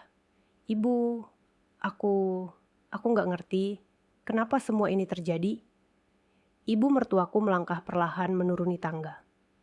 Setiap langkahnya mantap, seolah ruang bawah tanah ini miliknya. Kau pasti bertanya-tanya tentang Rina kan? Katanya sambil menatapku. Tentu kau heran mengapa aku begitu memilih rumah ini. Mengapa aku membuat segalanya begitu spesial untuk menantuku. Tubuhku semakin gemetar. Napasku tersengal. Semua rekaman, semua foto, semua jejak. Sekarang berdiri di hadapanku, nyata. Ibu, apa yang terjadi pada Rina? Kenapa dia hilang? Kenapa rumah ini? Ibu mertuaku tersenyum tipis. Hah, Mira, kau benar-benar mirip dengannya. Bahkan caramu menatap, caramu tersenyum. Semuanya mengingatkanku padanya. Suaranya menurun, dingin.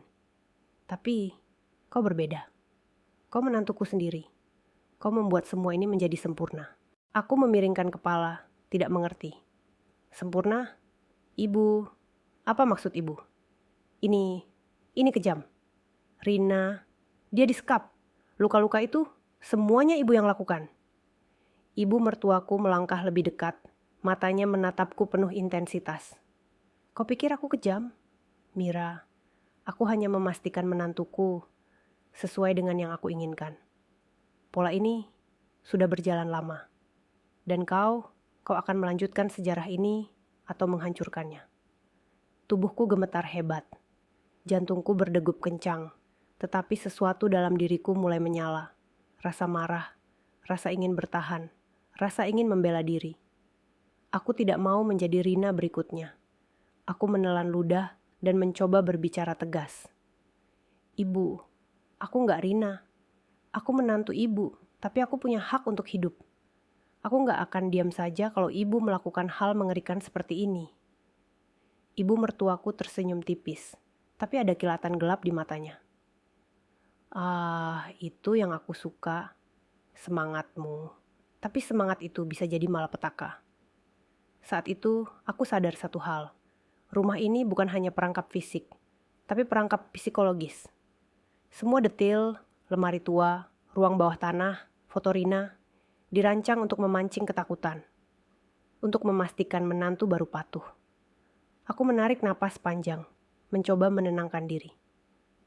Ibu, aku nggak takut. Aku akan buktikan bahwa aku bisa hadapi semuanya.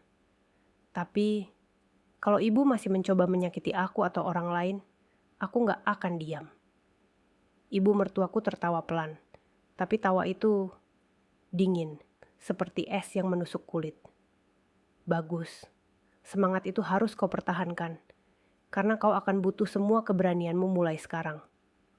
Aku menatapnya, dan secara insting aku tahu. Puncak dari semua ini bukan sekadar mengungkap rahasia. Aku harus bertindak. Aku harus keluar dari perangkap ini sebelum semuanya terlambat. Bang Rojak berdiri di belakangku, menatapku tajam. Mira, hati-hati. Semua langkahmu sekarang sangat menentukan. Aku menelan ludah. Tubuhku gemetar, tapi aku tahu. Aku harus mulai bergerak. Aku melangkah perlahan ke arah ruang bawah tanah, membawa keberanian dan kemarahan sekaligus. Di sudut ruang bawah tanah, aku melihat lemari tua yang kubuka kemarin. Kotak plastik dengan foto Rina masih ada di atasnya. Aku mengambilnya, memegangnya erat-erat. Semua bukti ini harus diselamatkan. Semua bukti ini akan menjadi senjataku. Ibu mertuaku menatapku dengan mata tajam. Apa yang kau pegang itu foto-foto lama. Aku menelan ludah. Iya, semua bukti ini akan kubawa ke pihak berwenang. Semua yang ibu lakukan akan terbongkar. Senyum dingin itu menghilang sejenak, diganti tatapan marah. Kau berani mengancamku? Aku mengangkat dagu, meski tangan gemetar. Iya, aku gak akan diam. Aku gak akan jadi Rina berikutnya. Aku akan melawan. Ibu mertuaku melangkah maju, wajahnya semakin dekat. Kau pikir kau bisa melawan? Kau baru saja memasuki dunia yang lebih besar daripada yang kau bayangkan. Dunia ini, rumah ini, bukan tempat untuk menantangku. Aku menelan ludah. Rasanya seperti dikelilingi bayangan gelap yang menekan setiap gerakan. Tapi aku tahu, aku harus bertindak cepat. Aku melirik ke Bang Rojak yang menatapku penuh waspada. Kami hanya memiliki satu kesempatan untuk keluar dari sini hidup-hidup. Aku mengalihkan perhatian ibu mertuaku dengan suara tegas. Ibu, lihat, bukti-bukti ini bisa menjatuhkan semua yang ibu lakukan. Ibu mertuaku terhenti sejenak, matanya berkilat, tapi tidak mundur. Bukti-bukti itu tidak ada artinya. Semua bisa dihapus, semua bisa ditutup. Kau pikir dunia ini adil? Aku menarik napas panjang, dan dengan keberanian terakhir, aku menatapnya lurus di mata. Mungkin dunia ini gak selalu adil, tapi aku punya nyawa, dan aku gak akan membiarkan ibu mengulang sejarah lagi. Aku akan keluar dari sini. Saat itu, aku melihat celah. Ruang bawah tanah ini punya pintu kecil ke lorong samping, yang mungkin ibu mertuaku anggap terlalu sempit untuk dilewati. Aku menunduk, melangkah cepat tapi hati-hati, membawa kotak plastik berisi bukti. Ibu mertuaku melihat gerakanku dan tersenyum dingin. Kau pikir bisa kabur begitu saja? Aku menelan ludah. Tapi sebelum ia sempat bergerak, Bang Rojak maju, menarik perhatian ibu mertuaku. Hei, jangan deketin dia lagi. Ibu mertuaku menatap Bang Rojak, wajahnya merah karena marah. Tapi itu memberiku kesempatan. Aku melangkah cepat, menunduk, dan masuk ke lorong sempit itu. Nafasku berat, jantungku berdegup kencang. tapi aku terus bergerak. Lorong itu gelap, lembab, tapi aku bisa melihat ujungnya. Tangga darurat yang menuju halaman belakang. Aku memegang kotak plastik erat-erat, memastikan bukti tidak jatuh. Saat aku naik tangga, aku mendengar teriakan ibu mertuaku dari belakang. "Mira, jangan kau lari, kau akan menyesal." Tapi aku tidak menoleh. Aku tidak bisa menoleh. Aku harus keluar. Aku harus hidup. Ketika aku sampai di halaman belakang, udara segar malam menyambut. Angin dingin membelai wajahku, dan aku menelan ludah keras-keras. Jantungku masih berdegup kencang, tapi aku tahu, aku berhasil. Aku menoleh sebentar ke rumah itu. Rumah yang seharusnya menjadi tempat bahagia, tapi kini penuh rahasia gelap. Aku merasa lega, tapi juga sedih. Semua yang terjadi terlalu berat. Bang Rojak muncul di sampingku. "Kau berhasil, Mira. Tapi perjalanan belum selesai. Bukti itu harus sampai ke pihak berwenang." Aku mengangguk. Tubuhku lemas, tapi tekadku menguat. Aku memeluk kotak plastik itu erat-erat. Semua bukti, semua rahasia, semua kengerian harus terungkap. Malam itu, aku sadar satu hal. Hidupku baru saja berubah. Aku tidak lagi menantu yang patuh. Aku bukan Rina. Aku adalah Mira. Dan aku akan melawan untuk hidupku, untuk kebenaran, untuk masa depan. Dan saat aku menatap langit malam, bintang-bintang tampak redup tapi tegas. Aku tersenyum pelan, meski lelah dan ketakutan masih membayang. Aku tahu, aku baru saja memenangkan satu pertarungan. Tapi perang masih belum berakhir. Besok, dunia akan tahu. Matahari pagi menembus jendela kamar kontrakan, sementara yang kami tempati setelah kabur dari rumah tua itu. Aku duduk di sofa, memegang kotak plastik berisi bukti, foto, video, dokumen, dan napasku belum sepenuhnya tenang. Meski tubuhku lelah, pikiranku berputar tanpa henti. Setiap detik sejak kabur dari perangkap ibu, mertuaku terasa seperti keajaiban yang tipis. Bang Rojak duduk di depanku, menatapku dengan serius. "Mira, sekarang lu harus rencanakan langkah berikutnya. Bukti-bukti ini harus sampai ke pihak berwenang, dan kita nggak bisa sembarangan.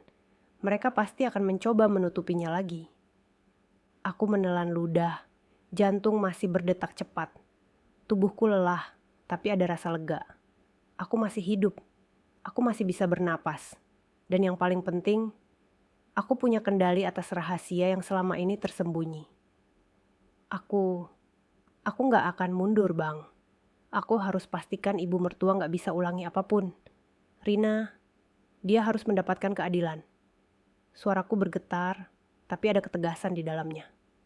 Bang Rojak mengangguk. "Bagus. Tapi hati-hati, Mira. Ibu mertua lu, dia licik. Semua yang dia lakukan terencana rapi. Bahkan mungkin dia tahu kita sudah punya bukti." Aku mengangguk pelan. Aku ngerti, tapi aku nggak bisa diam. Aku nggak bisa terus lari. Aku harus bertindak. Kami menyiapkan semua bukti untuk dikirim ke polisi. Video rekaman CCTV, foto-foto Rina, dan dokumen lain yang membuktikan pola kejahatan ibu mertuaku. Setiap kali aku melihat wajah Rina di foto, dada terasa sesak. Aku merasa ada tanggung jawab besar di pundakku, lebih dari sekadar menyelamatkan diri sendiri. Sore itu, aku dan Bang Rojak pergi ke kantor polisi yang bisa dipercaya. Aku menyerahkan semua bukti secara detail, menjelaskan kronologi rumah tua itu, ruang bawah tanah, dan semua jejak yang menunjukkan ibu mertuaku sebagai dalang di balik hilangnya Rina. Polisi mendengarkan dengan serius, mencatat setiap detail. Aku merasa lega, tapi tetap waspada. Aku tahu ibu mertua bisa saja mencoba menghapus semua bukti atau menutupi kasus ini. Tapi untuk pertama kalinya, aku merasa ada secercah harapan. Ketika kami kembali ke kontrakan, aku duduk termenung di sofa. Kepala terasa berat, tapi ada satu hal yang membuatku lega. Aku berhasil menghadapi kengerian itu, aku berhasil melawan rasa takut, dan aku berhasil menyelamatkan diri sendiri. Namun ketenangan itu tidak berlangsung lama. Malamnya, teleponku bergetar. Nomor tak dikenal muncul di layar. Dengan hati-hati, aku mengangkat. "Selamat malam, Mira." Suara itu terdengar dingin, familiar. Aku langsung tersentak. Suara itu ibu mertuaku. Aku menahan napas. "Ibu, bagaimana ibu bisa tahu nomor ini?" Suaraku bergetar. "Ah, kau berhasil kabur. Tapi jangan terlalu senang. Kau pikir dengan bukti-bukti itu, kau bisa menang. Dunia ini bukan hanya tentang bukti. Ini tentang kekuasaan. Dan aku masih punya banyak." Suaranya dingin, penuh ancaman. Aku menelan ludah. "Ibu, aku gak takut. Semua yang ibu lakukan akan terbongkar. Aku gak akan diam lagi. Rina, dia akan mendapatkan keadilan." Terdengar tawa dingin dari telepon. "Kau benar-benar mirip dengannya. Semangatmu, keberanianmu. Tapi jangan lupa, kau sekarang menjadi target. Dan aku akan memastikan kau paham artinya." Telepon diputus. Aku duduk termenung, jantung berdetak kencang. Rasanya seperti dunia runtuh sejenak. Tapi di sisi lain, aku sadar. Aku tidak sendiri. Aku punya bukti, aku punya pihak berwenang, aku punya keberanian. Malam itu, aku tidak tidur. Aku menatap kotak plastik berisi bukti, merasakan setiap detilnya. Rasanya, semua perjuangan selama ini tidak sia-sia. Hari-hari berikutnya, polisi mulai menindaklanjuti kasus ini. Rumah tua itu diperiksa, bukti-bukti diverifikasi, dan semua jejak Rina ditelusuri. Aku ikut mendampingi, memastikan semua bukti tersampaikan dengan benar. Ibu mertua mencoba berbagai cara, menelepon, mengirim pesan ancaman, bahkan mengirim orang untuk mengintai aku. Tapi aku tetap tegar. Setiap kali rasa takut muncul, aku ingat wajah Rina, wajah menantu yang hilang, yang mungkin dulu merasa sama sepertiku, tak berdaya. Akhirnya, 1 minggu kemudian, polisi mengeluarkan perintah resmi.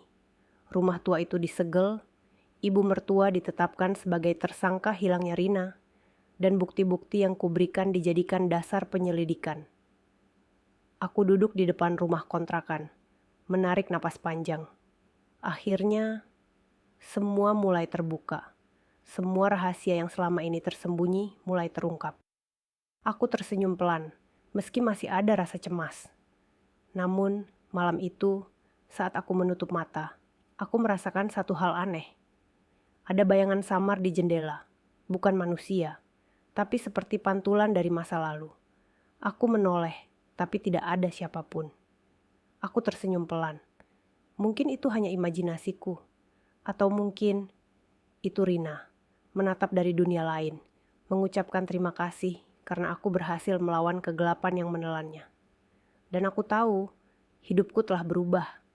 Aku bukan lagi menantu yang patuh, aku bukan korban. Aku Mira yang berani menghadapi kegelapan, yang berani menyelamatkan diri dan orang lain, yang berani membongkar rahasia yang terlalu lama tersembunyi. Besok, dunia akan tahu. Dan aku siap menyambut semua konsekuensi.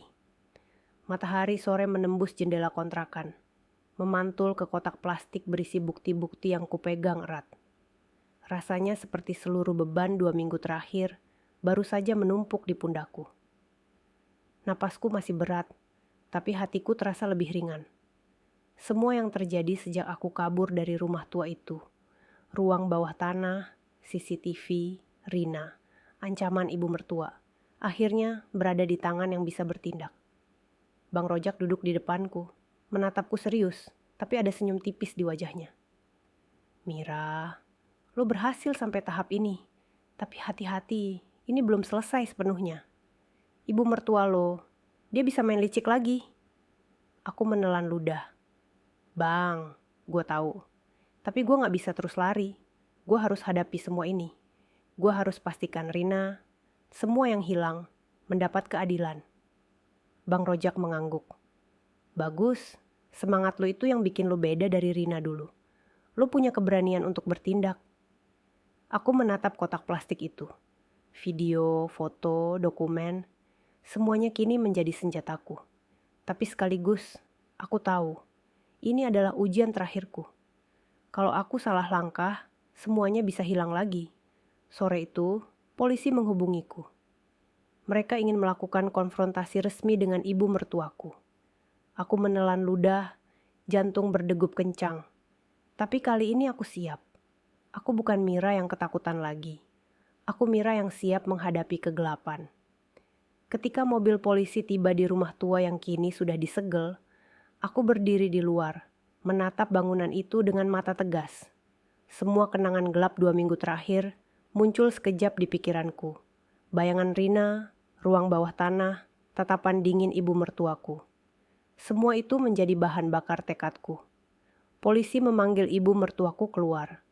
Wajahnya tetap tenang, senyum tipisnya tetap ada, tapi matanya menunjukkan sedikit kecemasan.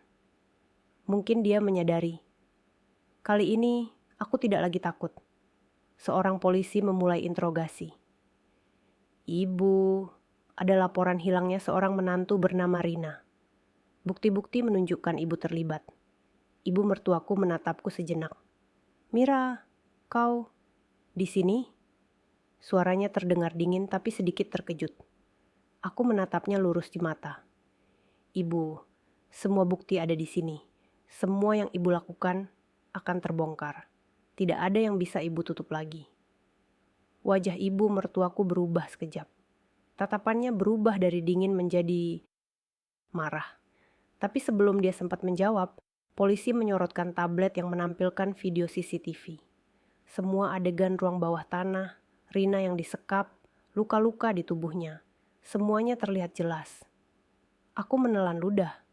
Jantung berdegup kencang. Tapi ada rasa lega. Bukti itu adalah kunci. Bukti itu adalah senjata. Ibu mertuaku terdiam. Senyum tipisnya hilang, digantikan wajah pucat yang penuh kemarahan dan ketakutan. Polisi mulai membacakan kronologi berdasarkan bukti yang kuberikan. Setiap kata yang keluar membuat ibu mertuaku semakin terpojok. Dan di saat itu, sesuatu yang mengejutkan terjadi. Polisi menanyakan tentang sebuah rekaman tambahan. Rekaman yang selama ini disimpan oleh tukang sate, Bang Rojak. Rekaman itu menunjukkan bukan hanya Rina yang pernah disekap, tapi juga percakapan ibu mertuaku dengan seseorang yang tampak, seperti merencanakan sesuatu untuk menantu baru. Aku menahan napas. Semua dugaan sebelumnya benar. Ibu mertuaku bukan hanya menyimpan kegelapan, tapi sengaja mengulang pola itu, mencari menantu baru untuk dijadikan korban berikutnya. Dan aku hampir menjadi menantu berikutnya. Ibu mertuaku menatapku, matanya penuh amarah. Mira, kau pikir kau menang? Kau baru saja melemahkan posisi lu sendiri. Pola ini bukan berhenti karena lu datang. Aku menatapnya, tenang tapi tegas. Ibu, aku bukan Rina, aku Mira. Dan aku tidak akan membiarkan sejarah mengulang lagi. Polisi menahan ibu mertuaku, membaca hak-haknya, dan mulai membawanya ke mobil tahanan. Wajahnya memerah, tatapannya dingin, tapi juga ada rasa takut yang samar terlihat. Aku menelan ludah, tapi ada rasa lega yang luar biasa. Selama ini aku hidup dalam bayangannya. Sekarang, akhirnya, dia akan menghadapi konsekuensi. Bang Rojak menepuk bahuku. Mira, lo hebat. Lo berhasil menghadapi semuanya. Tapi ini baru permulaan. Semua bukti ini akan memastikan keadilan untuk Rina. Aku mengangguk pelan, memandang mobil polisi yang menjauh membawa ibu mertuaku. Hati terasa ringan, tapi aku tahu, trauma, rasa takut, semua pengalaman itu akan selalu tersimpan. Saat aku menoleh ke rumah tua yang kini disegel, ada rasa aneh, rasanya. Rumah itu menatapku, tapi kali ini dengan kekuatan yang berbeda.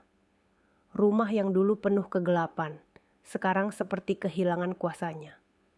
Semua rahasia telah terbuka, semua ancaman telah terhapus. Malamnya, aku duduk di kontrakan, menatap bintang-bintang yang redup di langit. Rasanya seperti dunia kembali seimbang. Tapi di sudut hatiku, ada satu pertanyaan yang tidak bisa dihapus. Apakah semua ini benar-benar berakhir? Atau ibu mertuaku hanya awal dari sesuatu yang lebih besar yang belum terlihat? Aku menarik napas panjang. Semua bukti kini di tangan pihak berwenang. Aku selamat. Rina mendapat keadilan, meski hanya secara simbolis. Dan aku telah berubah. Dari menantu yang takut menjadi Mira yang berani. Dan saat aku menatap bintang malam, aku tersenyum pelan. Aku tahu, hidup adalah serangkaian tantangan. Tapi selama aku berani menghadapi kegelapan, aku akan selalu menemukan jalan keluar. Aku menatap kotak bukti di sampingku, lalu memutuskan untuk menulis semua pengalaman ini. Untuk mengenang Rina, untuk mengingatkan orang lain, dan untuk memastikan bahwa pola gelap itu tidak pernah terulang lagi. Saat aku menulis, rasa lega dan kebebasan menyelimuti. Semua ketakutan, semua kengerian, akhirnya menjadi pelajaran. Dan aku tahu, ini bukan hanya akhir, tapi awal baru. Aku Mira. Aku selamat. Dan dunia ini, aku siap hadapi dengan mata terbuka. Lampu kota berkelip dari jendela. Malam terasa tenang, meski bayangan masa lalu masih samar. Tapi kali ini, aku tidak takut lagi. Aku telah menghadapi kegelapan dan aku menang. Aku tersenyum. Akhirnya, aku bebas. Cerita berakhir dengan Mira berhasil selamat. Ibu mertuanya ditangkap, dan bukti-bukti kegelapan rumah tua terbongkar. Sambil menyisakan nuansa misteri ringan, bahwa trauma masa lalu akan selalu menjadi bagian dari pengalaman hidup Mira. Namun ia kini lebih kuat dan tegar.